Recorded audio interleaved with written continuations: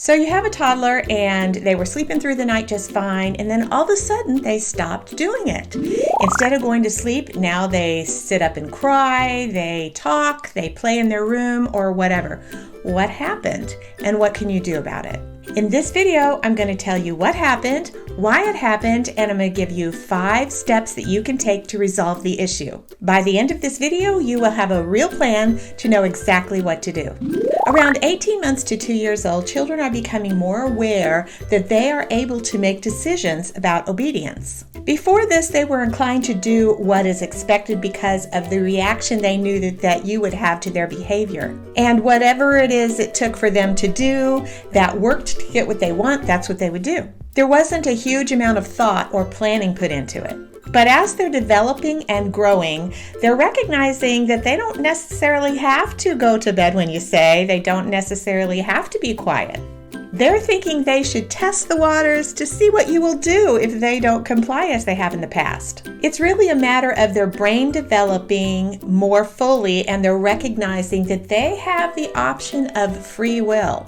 Before this, they were more reactionary, and now they have the capacity to plan. So they think to themselves, what would happen if I don't just go to bed and go to sleep, like mom and dad say? What would they do?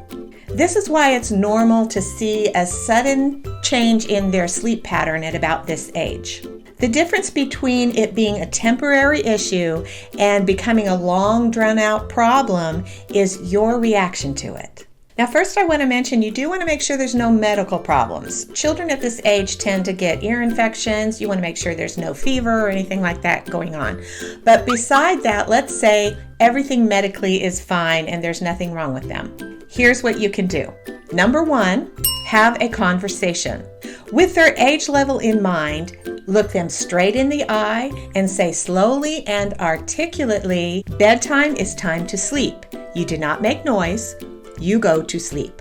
Now, if before this you have done some things in response to them being up and not going to sleep that they would enjoy, you want to make sure that you tell them this isn't going to happen anymore. For instance, if you would go into their room if they weren't going to sleep and you would coddle them or hug them or give them another story or lay down with them or whatever, you need to make sure and say, Mommy will not be coming in to give you a hug anymore when you don't sleep because you're supposed to be sleeping.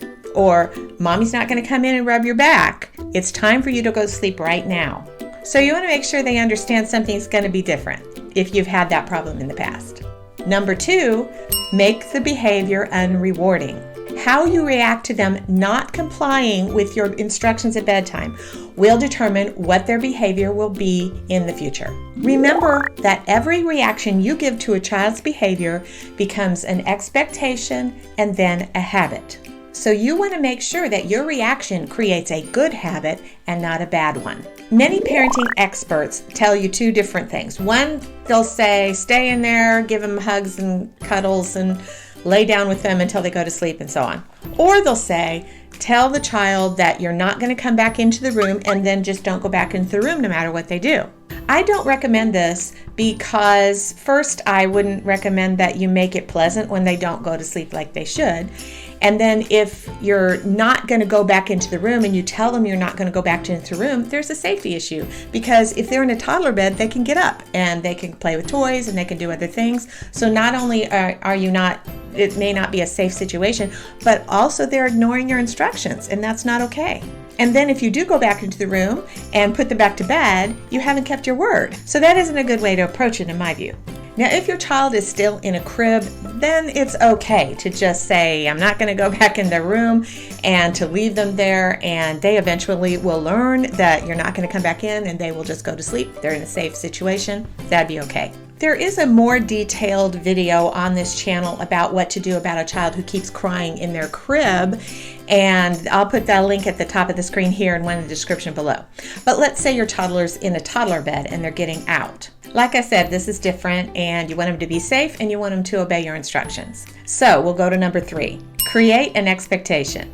So remember that your reaction is going to create an expectation in your child of what will happen if they don't just go to sleep like they've been told to. You want to make that expectation something that's unpleasant. You want them to expect something to happen that they don't want to happen if they don't do what they're told to do. A lot of effective parenting is just thinking logically about things from the perspective of the child. In other words, from the mind of the child, what would cause them to want to reject going to sleep and to continue to stay up, and what would make them want to go to sleep at bedtime? Logically, if they get a reaction from you that they want repeated, then they will repeat the behavior. If they get a reaction that they do not want repeated or is ineffective to their goals, then they will not repeat that behavior. So just think about it. If your child has shown signs of sleep regression, what has been your reaction so far? This is usually the first question I ask when parents bring this issue to me. Have you done things in response to their behavior that they would want you to repeat? For example, if they have stayed up or not slept or made noise or whatever, have you gone in and coddled them? Have you gone in and rubbed their back? Have you read them another story? Have you gotten them a drink? Have you laid down with them and gone to sleep with them until they fall asleep? If so, would your child want that to be repeated? Of course.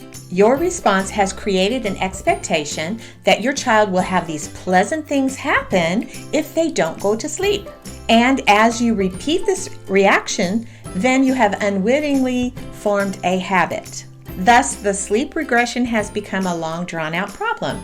But don't despair, we can fix this. In order to change the behavior, you need to change the expectation. Number 4, apply consequences.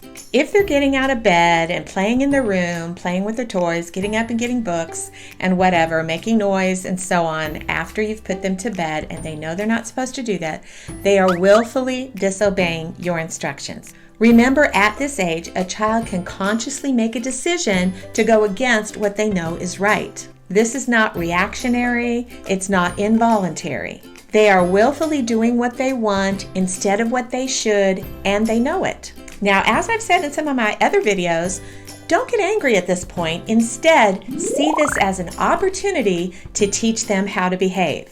This is an opportunity to teach them to make good decisions and make good choices rather than bad choices. So it's time to take action. So here's what to do. You walk in the room and you look them straight in the eye and say, "I told you to stay in bed. You disobeyed. Time for a spanking." Then give them a swift swat on the bottom, pick them up, and gently put them back in bed. No more conversation, no more interaction. Remember, you want this behavior to be met with something that's unpleasant and unrewarding. Then look at them again in the eye, say, "It's time to go to sleep now. Good night," and walk out of the room. Now, they may cry for a minute or two in reaction to that, and that's okay. Let them do that. Let them get over it, and that's fine. But if they instead are yelling and screaming and being loud, and it's not about crying because they're a little sad that this happened, but instead it's a manipulative, rebellious sort of situation where they're making noise on purpose, which I've seen this happen with children before, then you're going to have to take action about that. You can't allow them to behave that way. That's not okay. In this case, you would want to apply the CTM method. Now, if you don't know what the CTM method is, I will put a link up here at the top and also in the description below. So again, even when they start acting like that, don't get angry. Instead, think, another opportunity to teach my child to behave. Return to the room, apply CTM without any conversation, and wait patiently. Then when they're finished, just quietly say, "It's time for sleep now. I'm glad you're finished. Good night," and walk out of the room. Now, after number 5 here, I'm going to tell you what to do if your child keeps getting up and walking out of their bedroom to you. I'm going to tell you what to do with that after this number 5. Number 5 is be consistent. Now, think about it. Would your child want those reactions by you to be repeated? No, they will not want that to happen again. Remember that consistency is the key to effectiveness. If you do this every time and do not vary in any way, they will know exactly what comes next and they will make a choice to go to sleep the way they should. So what if your child's getting out of bed and they're not just staying in the room and playing like this video is telling you what to do, but instead they keep getting up and walking to you, asking you for a drink, asking you about going to the bathroom or saying they're scared or whatever the case may be? What do you do about that? There are very easy step-by-step instructions that you can find on the video that is on the screen now, so just click on that card and it will take you there so you'll learn exactly what to do under those circumstances. Parents, if you're struggling, something needs to change. Please don't forget to subscribe, and I'll see you here next week.